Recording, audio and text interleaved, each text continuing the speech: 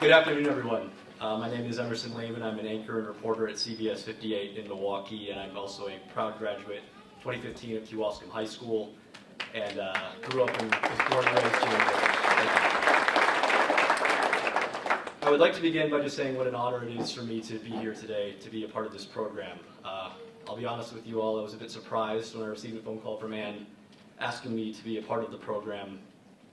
After all, I was just 4 years old when the attacks on 9/11 took place. However, as we talked for a bit on the phone, I began to understand that my generation and the generations to come after me, we have a unique perspective on the attacks. We don't really remember what life was like before them. So I thank Ann and everyone involved here for allowing me to be a voice for others like myself. As stated, I was just 4 years old on September 11th, 2001. I was a preschooler at Holy Trinity Catholic School just down the road. And yes, I was young. However, that morning serves as one of my earliest memories of my life. I was sitting at the kitchen table when my mom received a phone call from one of her friends, and it was a call that I think a lot of us may remember receiving that morning. And the message that she received was simple: turn on the news. And as she did that, we were both surprised or perhaps more accurately confused by what we were seeing on our television screen. And that image of the smoke billowing from the World Trade Center towers on the television in my parents' living room is one that I will never forget in my lifetime. Now remember, I was 4 years old, so the attention span wasn't all there at that time, so shortly after it was off to play with the Matchbox cars or Legos, but I really wasn't giving a thought to what I had just witnessed.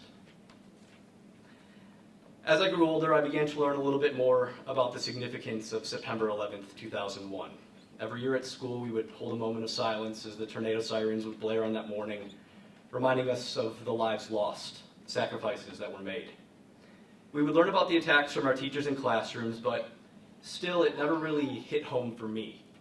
After all, we lived in Kewaskum, Wisconsin, where nothing bad ever happens. It was one night, standing outside the old Kewaskum Middle School, waiting to get picked up from gridiron football practice. I was in 5th or 6th grade. And I noticed this beautiful stone, and it read, "In memory of Andrea Haberman, September 11th, 2001. And when I looked at that beautiful piece of stone, that small memorial in the ground, Ground Zero didn't seem so far away anymore.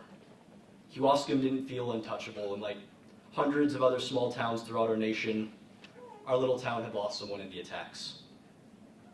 It was at that moment that I was able to really start to comprehend the magnitude of those attacks and the impact that they had on our nation. Now, I did not know Andrea Haberman or her family, and it's been a pleasure to hear you speak today. But from what I've learned, she was a wonderful young woman with her whole life ahead of her. I did, however, know Mr. Jerry Gosa. Mr. Gosa was my junior year chemistry teacher, and he was a very passionate man, to say the least. Whether it was talking about his time on the UW football team, coaching the KHS track team, or the Keys Foundation, if you got him talking about something, you just didn't really know when he was going to stop. It's something that I always admired about him, his dedication, his passion for a cause. And his dedication to this cause, the one that's right outside here today, that memorial, it was no exception. Now, Mr. Gosa would never pass up an opportunity to talk about the 9/11 memorial, his hopes for it, and the piece of history that was presented to our town to help honor and remember Andrea and the people like her. Knowing that he was one of the people that was leading that charge, keeping her memory alive, I knew that the memorial was going to be successful, and I've been absolutely blown away by the beauty of that location out there, and the sense of importance, the sense of magnitude that it brings to our small town. And I think Mr. Gosa would be blown away too, and I'm very sad that he can't be here with us to see the end result of all the hard work that he and so many others put forth. Now, to successfully do my job as a reporter, we have to be in the now. We have to be ready to report whatever the next minute, the next hour, the next day might bring. However, it's also very important for us to remind our communities of our shared grief.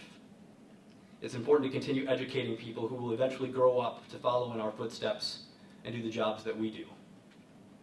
Last spring, I was driving through town, as I do a lot, and I drove past as a school group was visiting this monument. And it warmed my heart to see the children that were out exploring the piece of history and all that it has to offer. It's important that we continue to educate the younger generations, the ones that didn't receive a phone call on that morning 21 years ago. the ones who don't remember their parents turning on the TV in their living rooms and seeing those towers fall.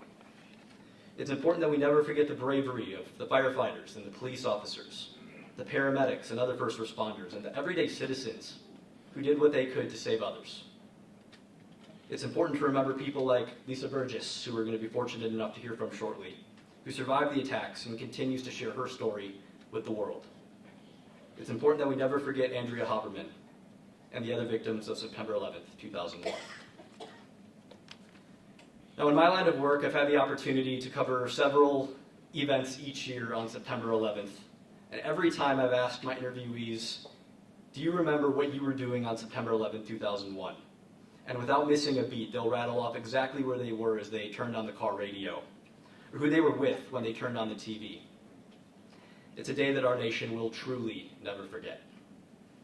Now, I haven't had the opportunity to visit Ground Zero, and I certainly hope to one day to pay my respects to those who lost their lives. But until then, I can take great pride knowing that myself and others like me can visit Kewaskum and make a stop at the beautiful memorial outside and take a moment to reflect on the events that took place and their impacts that they had on our nation. I hope it gives people the ability to never forget the attacks, but also never forget how we as a nation responded on September 12th. It was a sense of unity, of patriotism, and of pride that we haven't seen in some time. I thank you all for the opportunity to speak here, and I thank the 9/11 Wisconsin Memorial for all the work that you continue to do every day to make sure that Wisconsin never forgets. Thank you so much.